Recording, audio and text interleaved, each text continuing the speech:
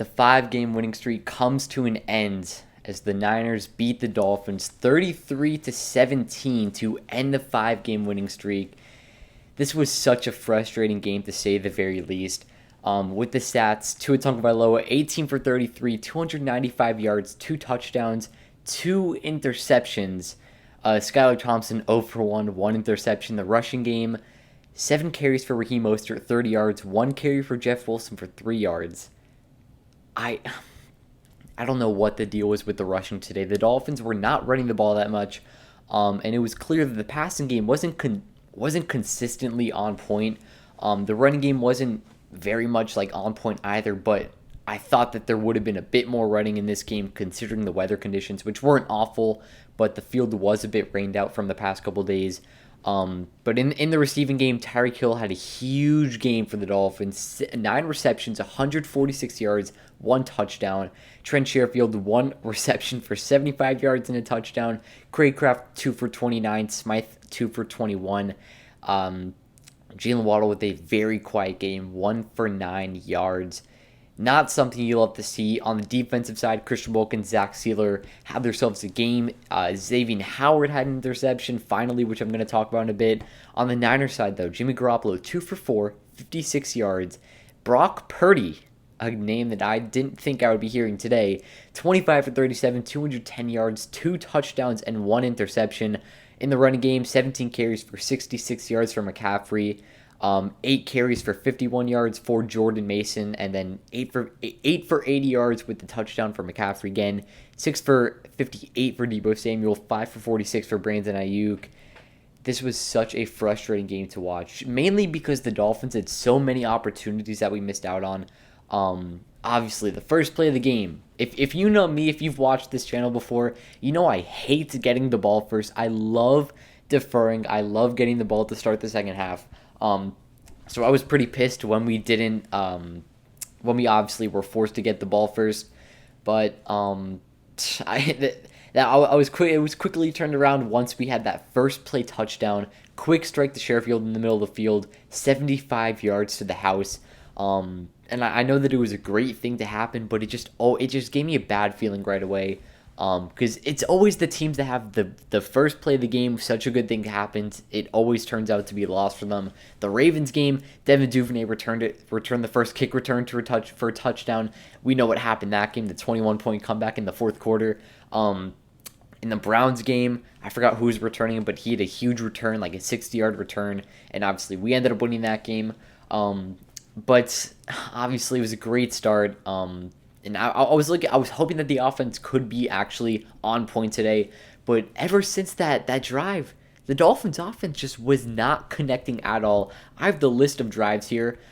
Ever since that first play, obviously, so that first play, 1 play, 75 yards. After that, 3 plays, 4 yards, punt. 3 plays, 3 yards, punt. This drive is okay. 12 yards for 65 yards and a field goal.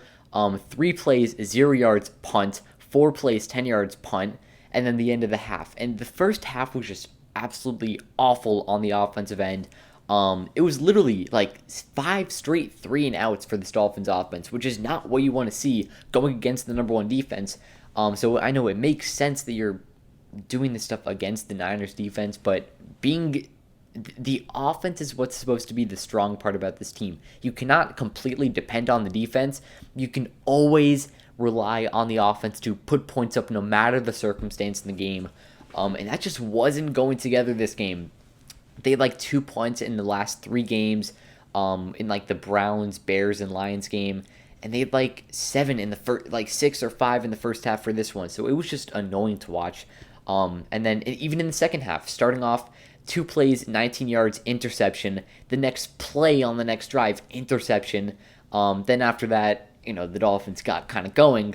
But I want to talk about that drive. Tua threw back-to-back interceptions. The first one, I'm trying to remember which one was it. I think it was, yeah. So the first one, he threw to Jeff Wilson. Jeff Wilson kind of fell down. I think it was Jimmy Ward that made a great play on the ball, diving for it.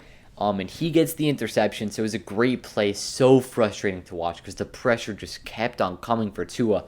It was better than I thought, but Obviously, Teron Armstead is such a big loss for this team.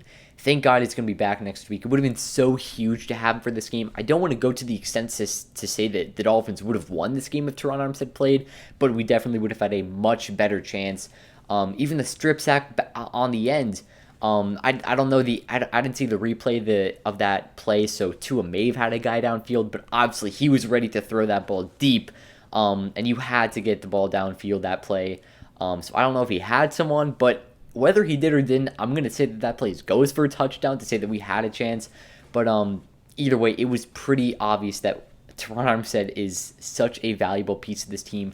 I'm praying that we can have him back for next game, but we'll see what happens. It's looking like he will be back for Sunday night because that game is going to be a must-win. And the Chargers have not been looking good, just lost against the Raiders today.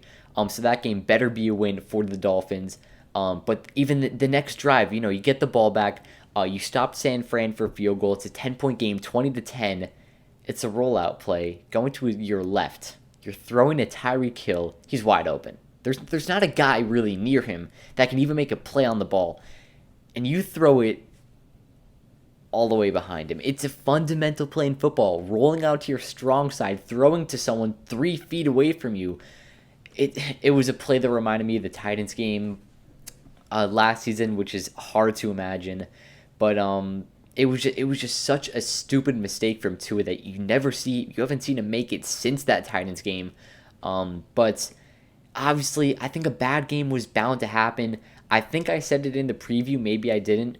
But I had a feeling that Tua was going to throw an interception this game. I know it's not a good thing to predict, but I just thought it was bound here against the number one pass defense and rush defense, number one defense in general in the NFL. Tua hasn't thrown a pick since September 29th versus the Bengals. And if we take that game out for anything, it was week 2 against the Ravens. And he threw 2 today, which is kind of annoying. The first one, I don't think was totally his fault, but the second one was, there's nobody else you could even put partial blame on. That was fully on Tua, and I know he's going to take full responsibility for it. But the next drive, you stopped San Fran for field goal again after that awful interception. 23-10 is the score. And there's still a couple seconds left in the third quarter. I'm not completely obviously I'm feeling down. There's not a high chance that we win this game, but obviously I'm still remembering that we came back from 21 down in the fourth quarter just a couple months ago to Baltimore. And it's obviously going to be really hard against this Niners defense, but 45-yard pass from Tua to Tyreek Hill. It was a beauty of a play.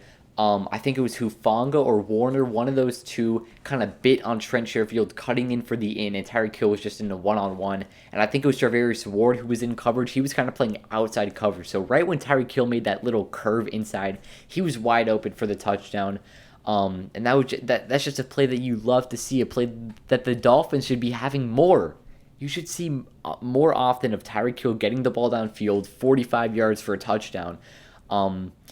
And it's clear that those types of plays are only coming in desperation. You're down 13. It's like second down or something in this game.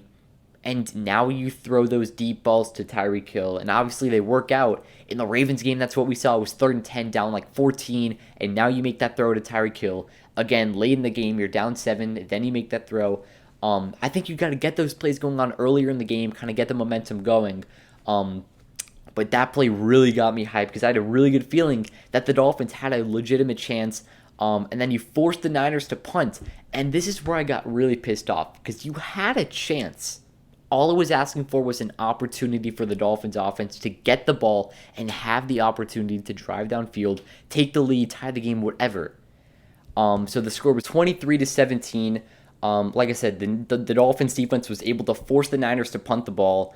And the Dolphins are driving downfield. You get 1 4th-and-1 play from your own 20-yard line, which was really risky. But there was 10 minutes left in the game, so it was very risky. But I do understand the call. The very risky pass to Tyreek Hill. He could have ran it himself. He had Alec Ingold there too. But a very risky pass to Tyreek Hill. But he's the best receiver in the NFL. He's able to make that catch. And then 4th and 2 at the San Fran 36. Mike Gesicki made what looked to be an incredible helmet catch falling down, but instead it was ruled incomplete after a challenge from Kyle Shanahan.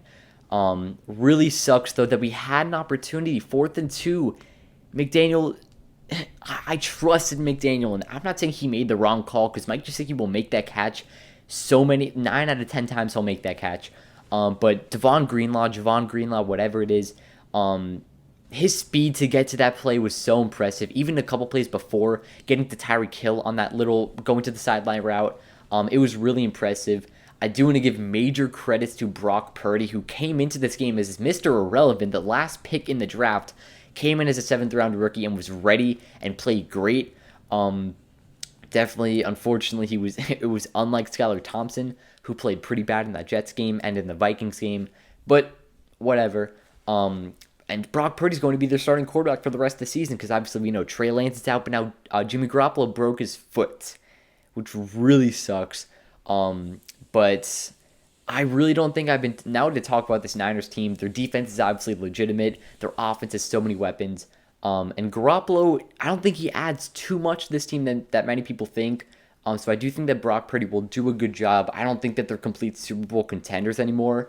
But we'll see what happens. It's a game that I'm really frustrated about. The Dolphins had many opportunities in this game, so it sucks that we lost. 8-4 onto the season. The Bills obviously beat the Patriots on Thursday night, so they are first place in the division. But with the Chargers next week, you gotta win that game. Like I said before, they just lost to the Raiders today, so you have a pretty solid chance at winning that game with Armstead coming back and stuff. But a very disappointing loss. Very tough stretch, and obviously not the way you want to start it out. But Chargers next week, then we go to Buffalo, which could definitely decide the division. Because the Bills play the Jets next week, I believe, which really sucks because they're probably going to win that game. But obviously, we'll be big Jets fans. Obviously, with the rooting guide for next week, we'll clearly be Jets fans. But that'll wrap up. The Dolphins lose a very disappointing game against the Niners in a blowout. 8-4. I think you got to focus on next week. You can probably win it, but we'll see what happens. That'll wrap up. Hope you guys enjoyed. Had a great day. Peace.